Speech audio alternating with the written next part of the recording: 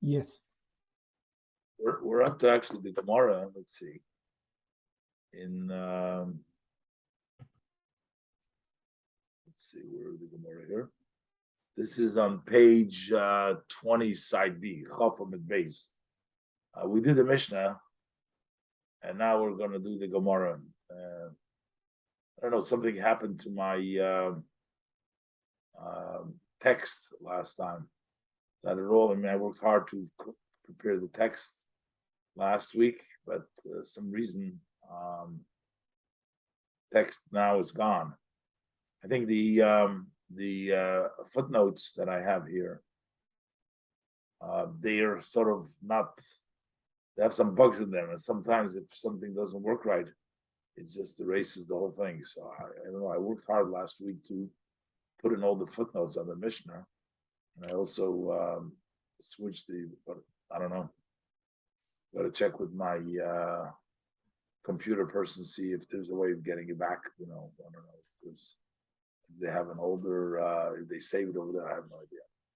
Okay, in any event, so let's go to the Gemara. So we basically enumerated all the things that have to be done in the daytime. And the Mishnah basically said that you can do it all day long. That's basically what the Mishnah said. So, but it counted out all the things. Now we're going to prove, the Gemara is going to prove now that all these things need to actually be done during the daytime. What do we know? Where does it say? So some things are more clear than others, as we'll see in the Gemara. But we started, the first thing, we started is with the Migillah. The Gemara says that the Migillah is kosher to read all day. So who says that you have to read the Megillah by the day, the daytime? So the Gemara says, Min nolon. How do we know this? How do we know that the Megillah has to be written at the daytime? So the Gemara gives the pasuk, the Amar Kra, because the verse says, that's the verse over there in the Megillah, it says, V'hayomim ha'ela, these days. So the Torah uses the word yomim, days. In this context, days means the entire day, but the Gemara uses this as Yomim ha'ela nizkorim v'nasim. They are mentioned. Mentioned means the reading of the Megillah, and they're done. That's the other mitzvahs that we do on Purim, are done on these days. Since it says Yomim, that means that it has to be done during the daytime. Okay. So that's for Megillah. Now we also said L'kriyas ha'halal. Halal has to be read on the daytime. We know the halal that you do on Chol HaMoed, the halal that you do on Yom Tov, on not Chol HaMoed, on Yom Tov. Actually, Chol HaMoed Pesach is questionable because it's a half halal, but when we read the halal, it has to be done by daytime. Why? Because in the halal it says the ksiv, because it says in the halal, it says Mimizrach Shemesh Ad Mevoyeh, from the time the sun shines until the sun sets. Actually, the full pasuk reads Mimizrach Shemesh Ad Mevoyeh Mehulol Shem Hashem. God's name is praised. So over here it says from the sun size, from the time the sun rises, from the time the sun shines until the sun sets, we praise Hashem. That means that the praise of Hashem is done in the daytime. So that's the pasuk for the halal. Rabbi Yosef Omer, he gives another pasuk, because by him it says in the pasuk, it says Zeh hayoim oso Hashem Migillah v'nismecha bo. Again, it says here Zeh hayoim. This is the day that Hashem has made. So again, since it says Yoim, it has to be done in the daytime. Okay. The netilas lulav. How do we know that the lulav has to be taking in by daytime? The ksiv, because the pasuk in Vayikra Chagimel, there it says ulekachtem lochem bayem harishon. So over there, take for you. This is talking about the lulav. It also says the word yoim over there. Yoim means the daytime. So bayem harishon, it means the first day, but it means the daytime. That's how we know the lulav has to be done in the daytime. Uletkia shofar. What do we know? How do you know shofar is done by daytime? The Ksiv over there also in Bamidbar Chavtes, it says, Yom Teruah Yilachem. A day of sounding of the shofar, it should be to you. So again, it says the word Yom. So from this, we learn out that it has to be in the Yom, has to be in the daytime. Okay? Then we say Musafim, that the extra karbanis that you bring are done in the daytime. So the Ksi, because the pasuk says Dvar Yom B'Yom, the first pasuk, it says Eila Moya de Hashem Ashetikres B'Kroi de Kodesh Lahakriv Isha LaHashem Oila Umincha Zebach Onesachin Dvar Yom B'Yom. This is talking about every day by day. So again, the pasuk uses the word Yom, the word Yom. So that's talking about the offerings of the carbon of the Musaf. So therefore, we know that it has to be done during the daytime. Okay. What about the Musaf prayer, Tfilas HaMusafim? That's not the Korban Musaf, that's the prayer of Musaf. So the Musaf prayer that we do can be done all day. How do we see that? So he says, Kumusafim Shavyuhu Rabbanon. The rabbis made the prayer of Musaf just like Musaf, because the Musaf prayer is in place of the Korban Musaf. So therefore, we daven the prayer of Musaf at the same time that the Korban is brought. It's Kumusafim Shavyuhu Rabbanon. The rabbis made it like Musaf. Then we had Levidui Purim, the confession of the bulls. We went through all this last week. The bulls, meaning the bull of the Par de Kohen HaMashiach, the Kohen Godels, he has to bring a bull for his sin, or the Par Hel Dova Shel Tzibur, the bull if the whole community forgets. So there is a special vidui. That vidui needs to be done daytime. Where do we know this from? And the Gemara says the Yoliv Kapora B'Yom Kippurim, because there says the word Kapora by the confession of Porah, and we says the word Kapora by Yom Kippur. And just like by Yom Kippur, we're going to see it has to be done by daytime. Same thing here has to be done at daytime. Okay, so first let's say by Yom Kippur. So how do we know Yom Kippur? So first it brings the Tanya. So we learned in the Brisa, it says Gabi Yom Kippurim. It says like this: Tanya Gabi Yom Kippurim will ruin Gabi Yom Kippurim. So over there, the pasuk says of Yikrat Zion, it says the Chiper Ba'adoi Uba'ad Beisai. It said he shall atone for himself, that's the Kohen Gadol, and for his family. For the other Kohanim, the Kohen Gadol will atone for himself and the other and his family. What does it mean, atone? How is the atonement accomplished? So the Gemara, the Brisa says, that the pasuk over here is talking about atonement of words, confession. In other words, when it says you atone, mean you confess. Now, normally atonement is done by sprinkling of the blood of the korban on the mizbeach. That gives you atonement. But here we're saying that by Yom Kippur, when the Torah says he should atone, that atonement means confession.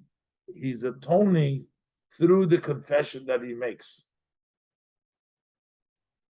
Why? Why don't we say the atonement is through the korban? Because after the pasuk says atonement over here, the pasuk is first going to talk about shechting of the korban later on in the pasuk, and then it says you sprinkle the blood. But so this is out of order. So we say like this: this is an atonement of confession before you shech the korban, and then you go. Let's look at the Rashi. The kaporas dvorim. What does it mean? Atonement of words. So he says vidu. That means confession. Kaporas dvorim is vidu, confession. And Rashi brings down, but this is kind of different than in all other places. Normally, When it says v'chiper ba'adoi, means he will atone by sprinkling the blood, not through confession. Why are we saying over here it means confession?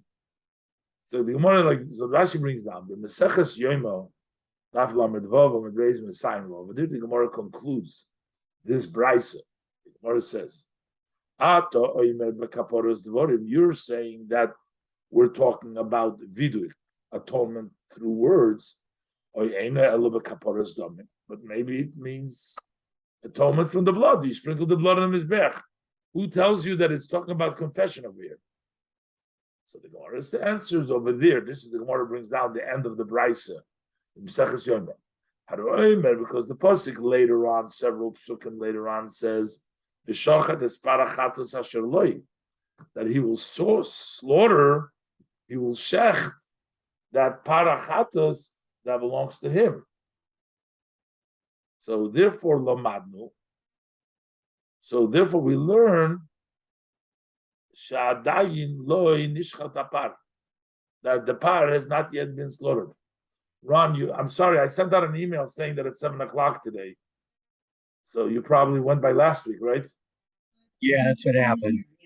Okay. I apologize. I sent out the email, and the reason is because I maneuver my davening here. So we daven at 20 minutes to 7, and by the time I finish mincha, I go upstairs to do the shir, and then I leave them with the minyan downstairs. So I go upstairs to give the shir. But so as the time gets earlier, I figure 7:00 is earlier than we have. So that's why it changed. So just look out for the emails, just so you'll see when it is. Okay, no problem. And I also said that probably next week will be the last week before the Yom Tovim, and then we'll probably meet one more time, and then we'll meet after Sukkot after that. In any event, so how do we know that we're talking about confession versus the blood sprinkling on the mizbeach, as we always do? Because later on, several psukim later on, it's only talking about you're going to shecht. So over here, when we're talking about atonement, it's talking about before the shechting. There's no blood yet over there. There's no shechita yet. So we learn that the por has not yet been shechted. Okay.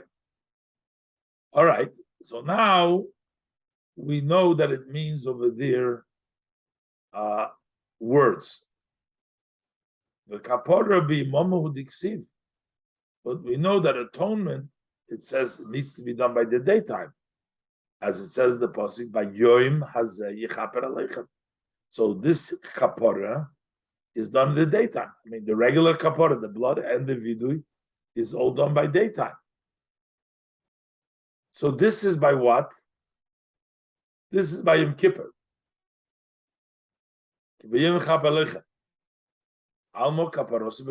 see the kapora is in the daytime. So this is the Gezerah Shava that you learn out, kapora of Yom Kippurim. So by the vidui porim, over there it says v'chiper badei, and over here it says also kaporas dvorim.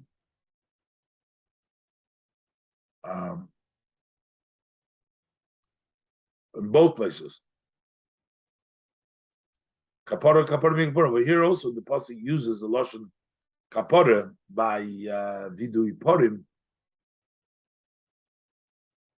and therefore we know that it has to be done by daytime. All right. The next thing the Mishnah said, the confession of Meiser. Okay. Today's parsha, today's portion of the Kisove. Confession of Meiser has to be done in the daytime, the Ksiv, because the pasuk says in Dvarim Chavav, Amarta l'fnei Hashem Elokecha, ba'arti hakodesh min habayis. So that's the vidui, ba'arti hakodesh min habayis.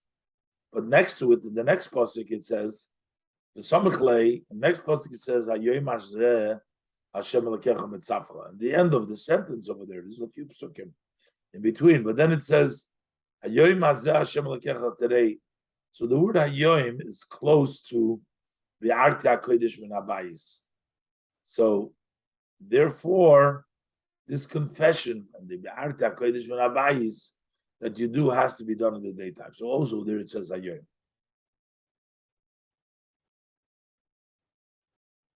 L'smicha l'shchita. What is smicha? Smicha is when you lean your hands on the animal. So you do smicha. That has to be done by daytime. Shchita also has to be done by daytime. So smicha and shchita go together. The ksiv, the samach v'shachad. The pasuk it says you lean and you shecht. It doesn't actually say directly. It says samach v'shoda aresh karbona v'shachad oisai. So you lean and you shecht. So leaning and shechting have the same status. And since shechting has to be done by daytime, as the Gemara brings, uksiv by shchita it says the yom zivchachem, on the day you shecht. So there is the yom. So therefore, shchita and smicha have to be done by the daytime. The next thing is ulitunufa. When you raise the raising by the oimer. There's other times you pick it up and down, you put it all four sides. That's how we shake the lulav, we do it to the nanuyim, so that's based upon the tenufa. So over there, but it talks about the korban oimer, it says biyoim hanifchem es oimer. So the pasuk also says biyoim. So we see that it has to be done in the daytime. Okay. Now, ul hagosha, that when you bring the blood to the mizbeach, or in this case, you bring the mincha to the mizbeach. When you bring the mincha, when you do a mincha, you actually go ahead and you bring it to the mizbeach. So, where does that know that you knew by the daytime? The mincha is different than the korbanos. The mincha, a regular korban, you shecht it. You take the blood that from the shechted animal. You sprinkle the blood on the mizbeach, and then you bring the blood to the mizbeach, and you sprinkle on the mizbeach, and then the portion of the animal is burned on the mizbeach. When you have a korban mincha, there's a different process. Over there, you make the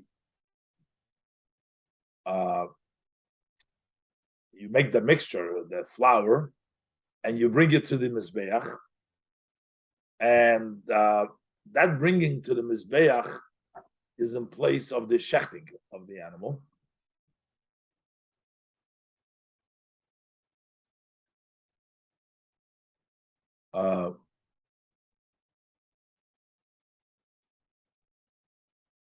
So now let's look at the Rashi. So minchas.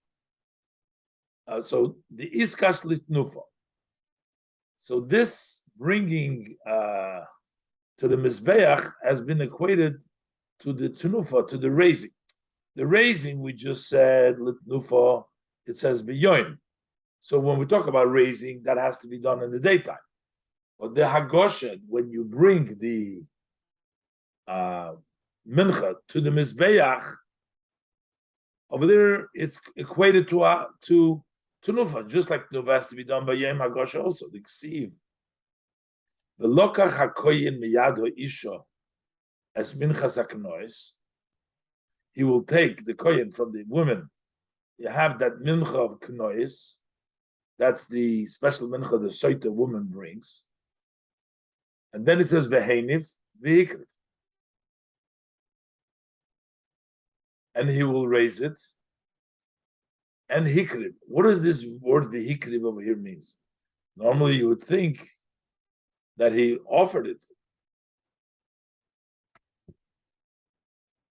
What is the hikriv? Hikriv here doesn't mean offering a mizbeach. Hikriv means he brought it close to the mizbeach. That's the hagosha. Hagosha is you bringing it to the Mizbeach, not bringing it on the Mizbeach, but you bring it to the Mizbeach. When it says over here, the Kohen takes from the hand of the woman that mincha, that's the flour offering of the mincha knois. Then it says vehenif, he should raise it, and then it says vihikish, vihikriv. Hikriv means he should bring it close. That's the hagosha. That's not the burning. What happens over there with a mincha? What happens after you bring it to the mizbeach? Then you take off a koimetz. What you do with your 3 fingers, you take a little bit of the place where the mixture of the shemen and the levoina with the fine flour over there, and then you take that koimetz and you burn it on the mizbeach.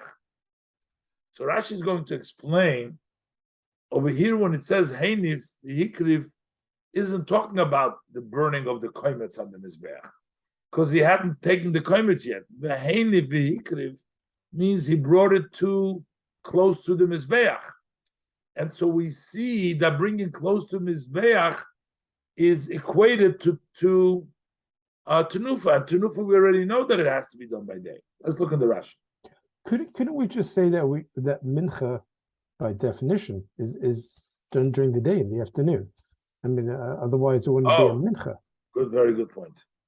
Well, the mincha that we do today is something independent of the mincha we're talking about over here.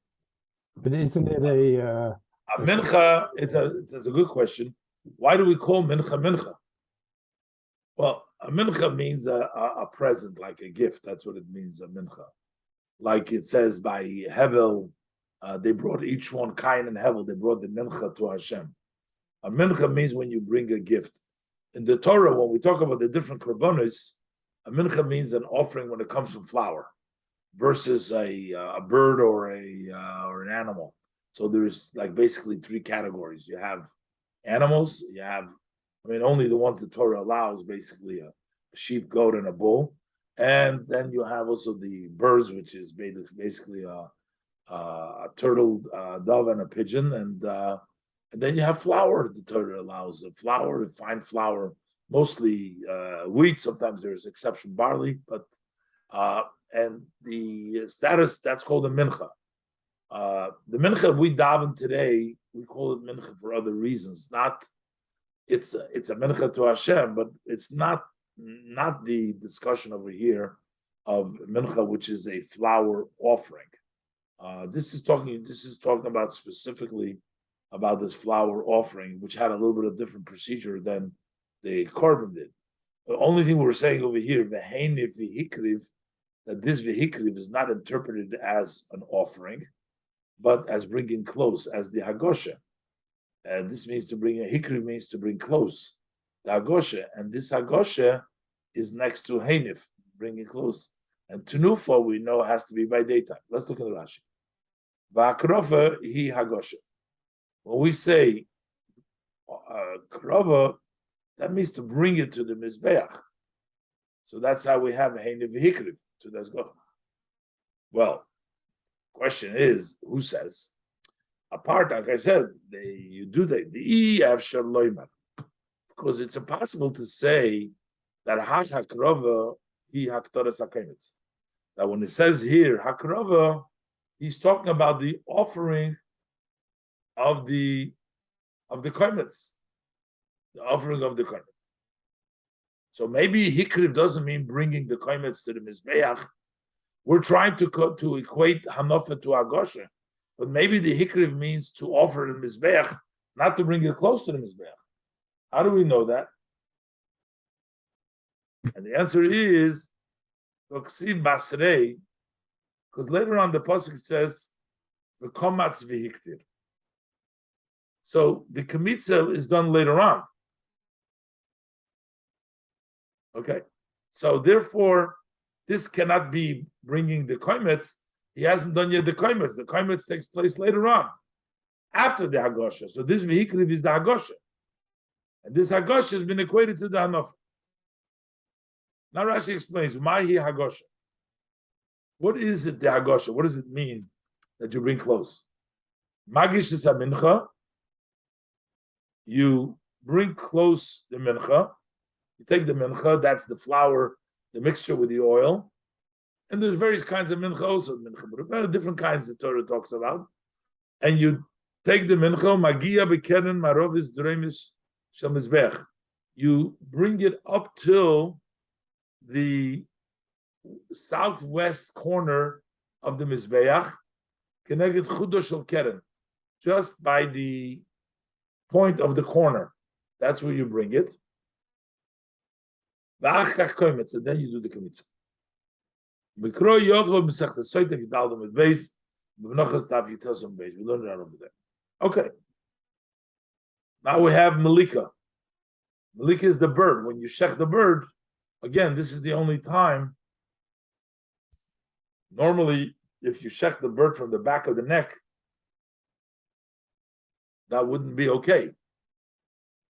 If you shech the bird from the back of the neck, that would not be a proper shechita.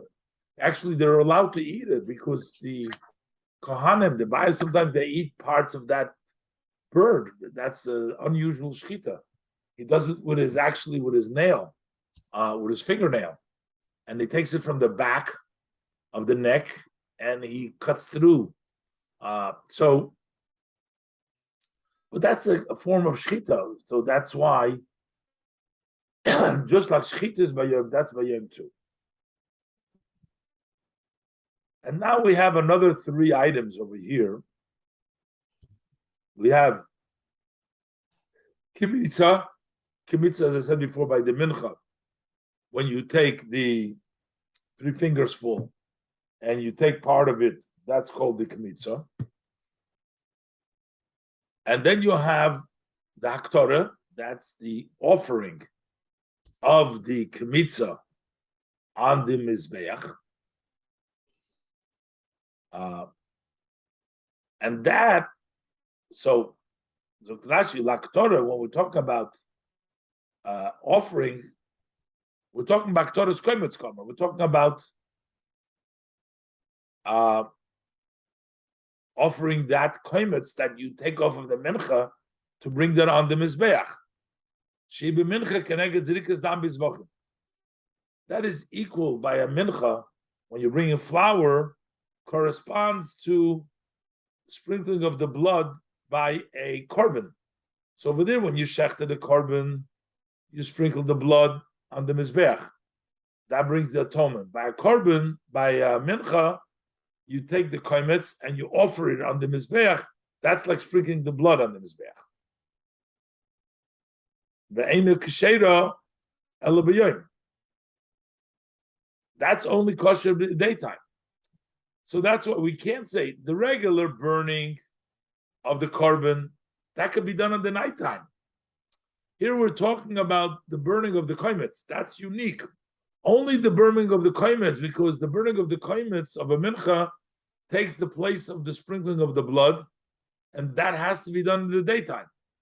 But avol hektar chalavim beivorim, but the burning of the fat and the limbs of the korban, which is brought, you don't need to do it only in the daytime. And on the Masnisim, we learn in our Mishnah, it's kosher all night. So therefore, it's not bayom. That's not what la haktorah means. Haktorah means haktorah's koimetz. From the mincha, when you bring the mincha, that is equivalent to the sprinkling of the blood.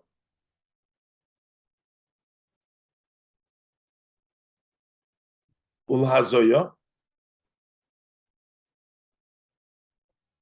And also,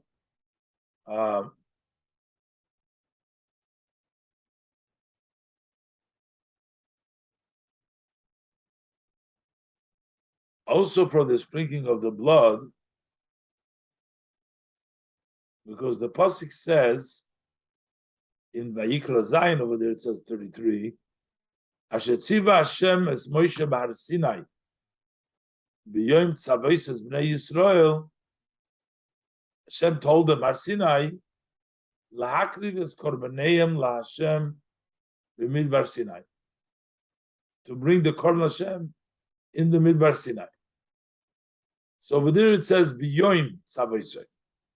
Again, b'yom tzavosei. So The instruction was on the day. But what are we talking about over here?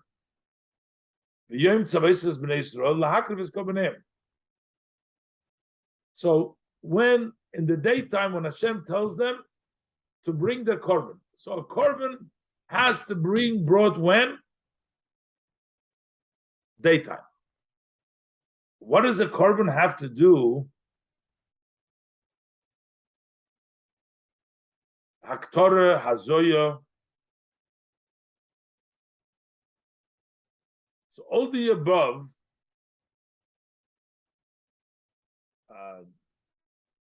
the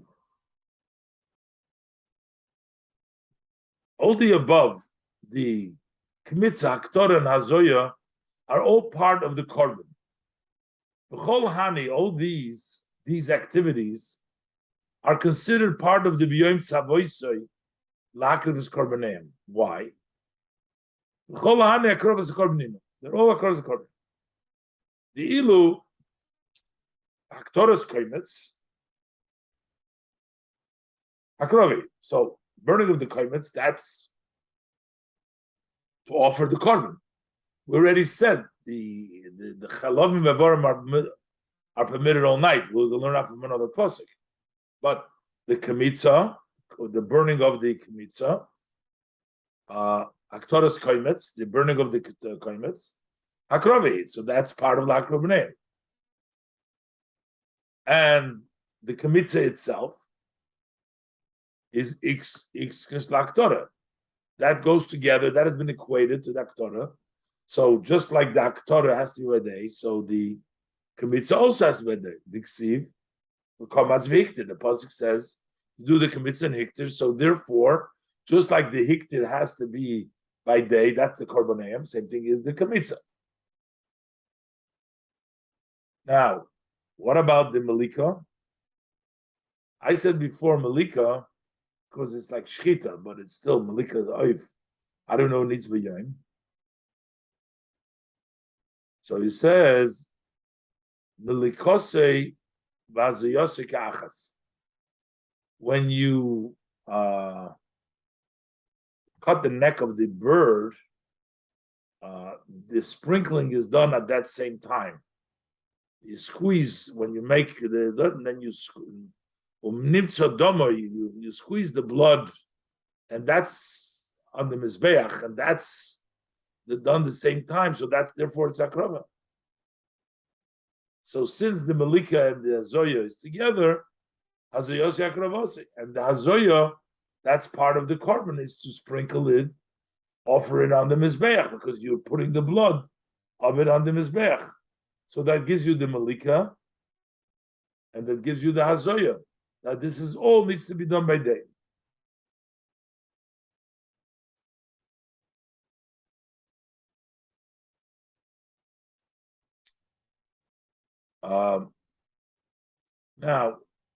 So he says, Kabbalah's dam, akrava korele, the receiving of the blood.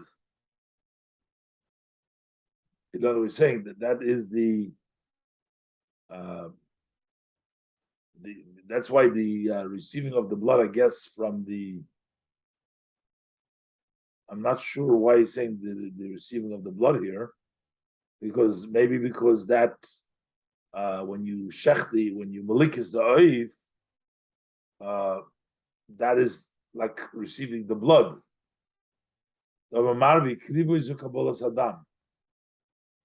Something over here I'm still missing exactly. Okay, so basically this is how we learn out all the malika, the Kemitza, the Aktorah, and the Hazoya. So Rashi is another pshat.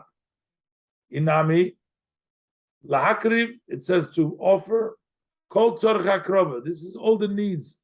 Whatever you need to do for bringing it, which is Kemitza. You need the Kemitza, Umalika, the Kabbalah. Kabbalah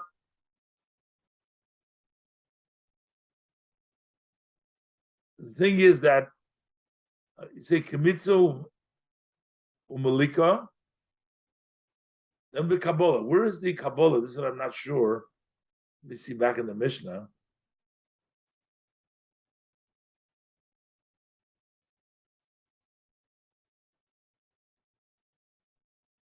Look at Torah Hazoya.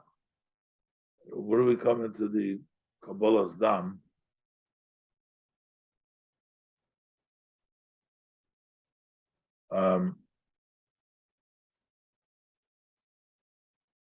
Kimitzo Malika, so that we know.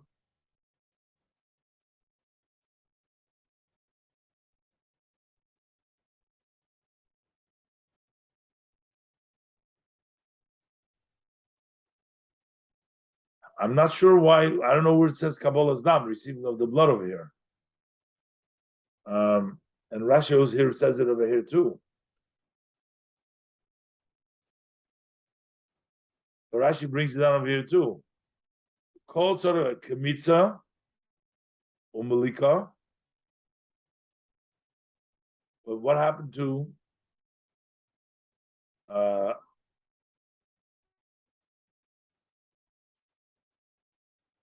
Kemitza? Okay, so Haktoras Koimetz, that is actually the other. And Rashi brings in also the Kabbalah. Rashi brings in over here. Kulon Tzorach Roveh.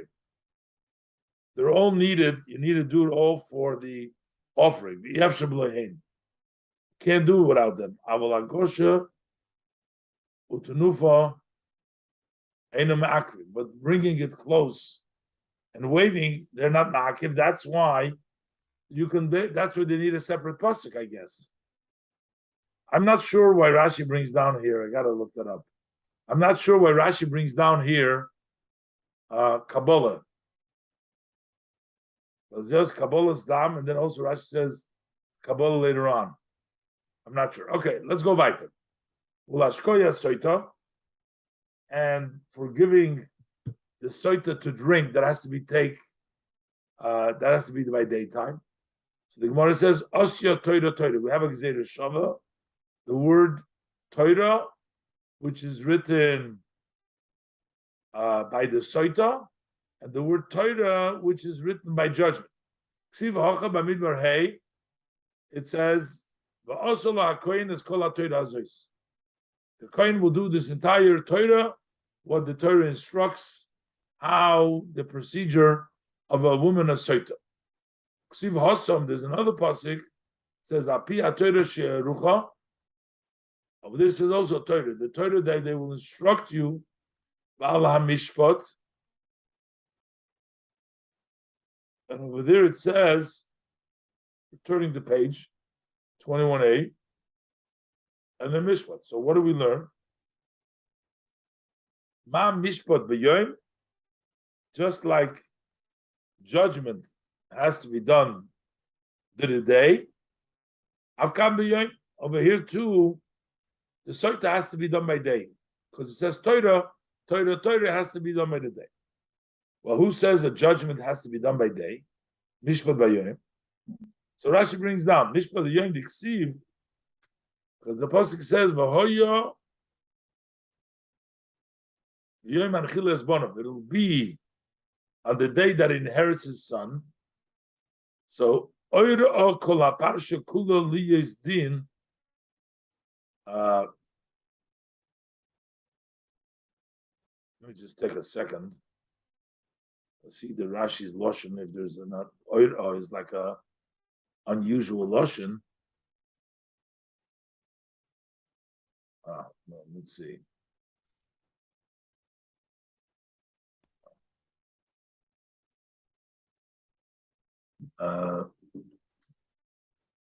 No, that's the Lashon there. Yeah, that's the right Lashon. We also had in this week's Parsha, we said that if the Beis Din hangs somebody, they have to take him down before sunset. That's So right. that Yeah. means Okay, yeah. done the din during the day. Kilas Elakim Tolui. Well, but who says that every din has to be that way? I mean, That's true. That's true that they need to take him down before the nighttime. you'd have the same issue with this. The Yom HaNchila et Bano. bayom. It could be, then you're just talking about that one specific instance, bayom hachila. No, but over there the Gemara learns it out. I understand, but over there the Gemara says Ura kol parsha kula li is din b'mesechtes Sanhedrin. The Gemara says that this is all talking about the parsha about the din b'mesechtes Sanhedrin. Periach din amamis over there daf lamed al base. So therefore, we'll take the Gemara's word. The Gemara learns it out over there in Sanhedrin. That this is talking about judgment, and over there it says the yoim anchiloi, that it has to take place in the day. Then it says ularifas ha'egla. We're talking about when they chop off the head of the egla when they find a dead body, and they bring a calf. So it has to be done by day. Amrid ve Rabbi Yanai. So Rabbi Yanai in the yeshiva of Rabbi Yanai they said that kaporek sibei kikochim. The Torah uses the lotion over there, atonement. The Torah says that kaper l'amcho Yisrael but this is atone at the end of that parsha over there. So the Torah uses kapora. So by kochim we said before, because the Torah says kapora, and the kapora has to be done b'yoyim l'chaper b'yoyim. The Gemara brought the pasuk before. Okay, ultaras mitzayda. Then we also that the cleaning of a mitzayda.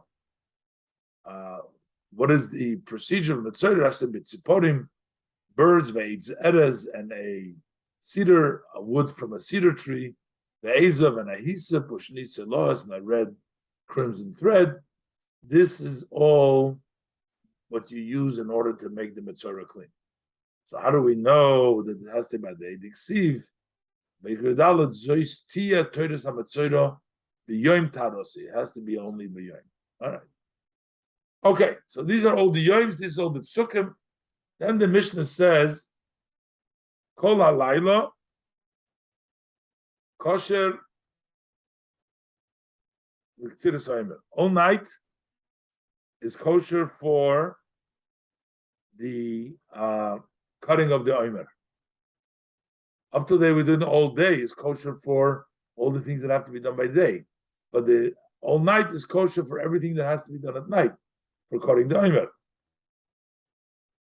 So he says the Omar Mar, because it said Mar, that Ketzira Usfira Balaylo, the cutting and the counting is at nighttime. But Vahavo, the bringing is by Yom, has to be done in the daytime. The actual Omer on the Mizbeach, the Korban Omer, is brought on daytime, but the cutting and the counting of Sfiras Omer as we do at nighttime.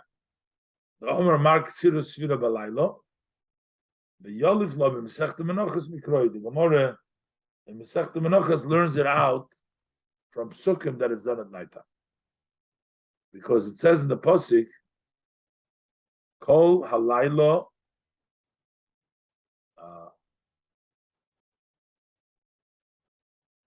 Adaboiker.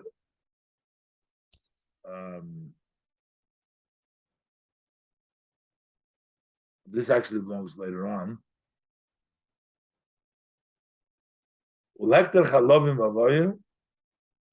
And we say it's also kosher for the hektar chalavim v'avorim.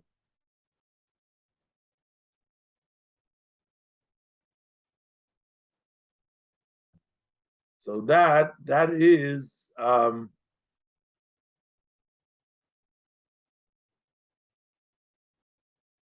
Oma Mark,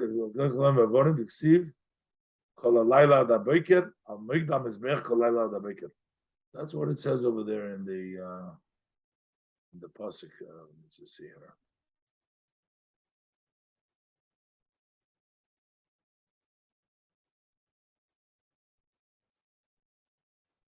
Sometimes it gets stubborn here. It doesn't want to.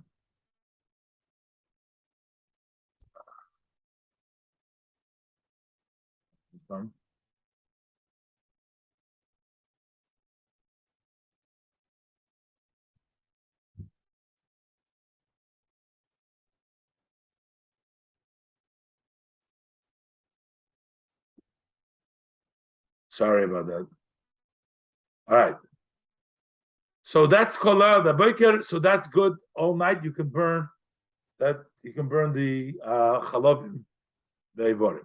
Okay. Further, the Mishnah says, zaklal. This is the rule. The Mishnah gives out the rule. Davar shemitzvah b'yom kosher kol hayom. If it's an item the mitzvah is to do to the day, you can do it all day. But we already just counted all things by the day. Why are you saying it again? What is this? This is the rule. What did you not mention that you're trying to include over here? And the Gemara says, La asuyi sidur bazichin,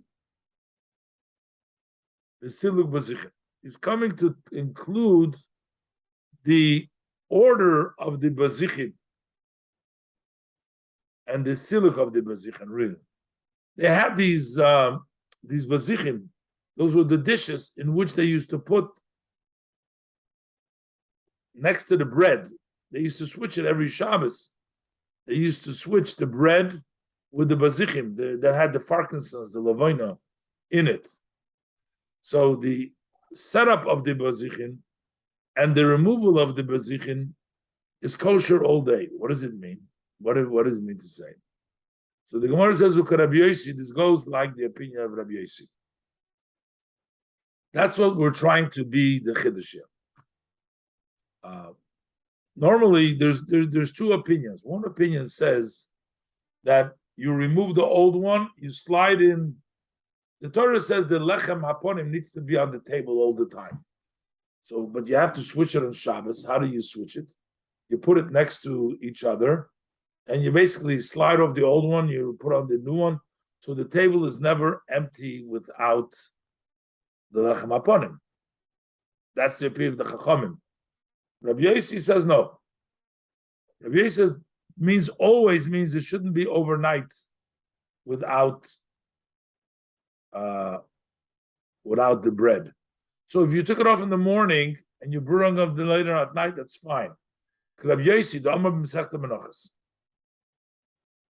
he says in Masechta Menachos that afilu silek as hayishena shachris, even if he removed the old set in the morning,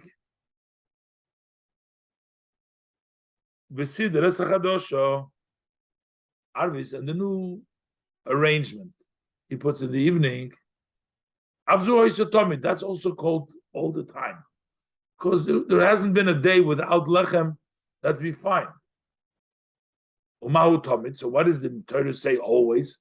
Here, you took it off in the morning, and you only put up the new lechem on the next day. What it means, Tomid, is shaloyolin shulchan b'lei lechem. That only means that you shouldn't let the table without bread. For how long? Yolin, lo yolin, not to let it stay overnight without bread. As long as you didn't leave it a night without bread, if part of the day you didn't have bread, it's okay. And that's what it means. Anything that is good by day is good all day. You can burn it on the day, even though there's an interruption. Avol the Rabbanon, that's according to Rabbi Yossi. According to Rabbanon, tifche shel zeh misader b'tzad tifche shel misalik. The tifche, the breath, the hand breath, the tefach of the new one, you organize in b'tzad tefach next to the hand breath shel misalik from the one who's removing. So you're actually taking one off and you're putting on the other one. So it's never going to be empty. The Tanya is learned in the Braisa. Rabbi Yossi says, if you remove the old one in the morning, and he organized the new one in the evening, doesn't matter, it's okay. So how am I going to fulfill? The Torah says should be before me all the time.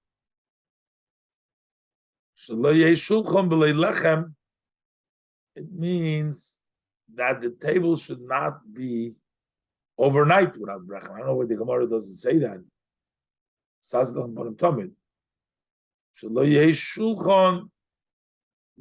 It doesn't mean that it should be all the time on the table.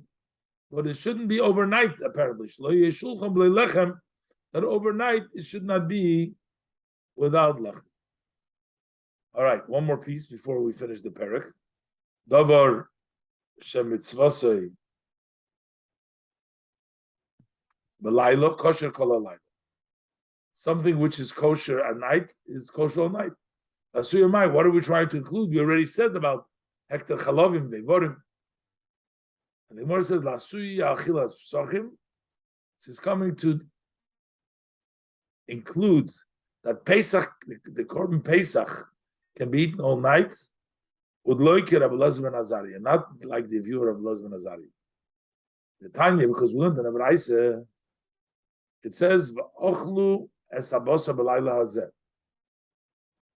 They'll eat the basar on this night. Omar Rabbi Elazar ben Azariah. So when are you supposed to eat it by night time? Rabbi Elazar ben Azariah says, "Nemar kan b'layla hazeh."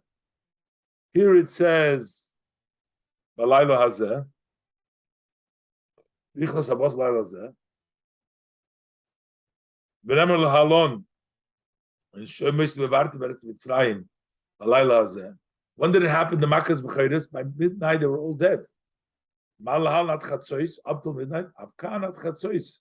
So therefore, he holds that you have to eat the basar only till chatzois of the korban Pesach.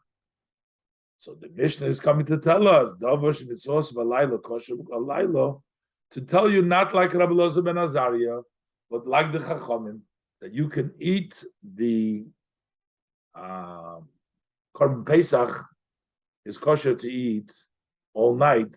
Davash mitzvos b'laylo is kosher all night. Hadran alach.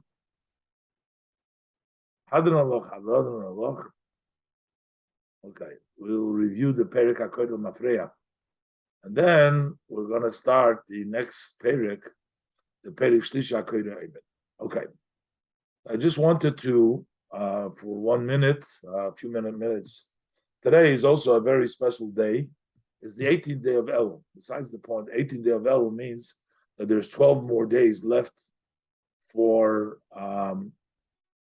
12 more days left for Rosh Hashanah. What's so special about 12 more days? 12 more days means that there's 1 day for each day of the month that passed. So we have the last 12 days to make up.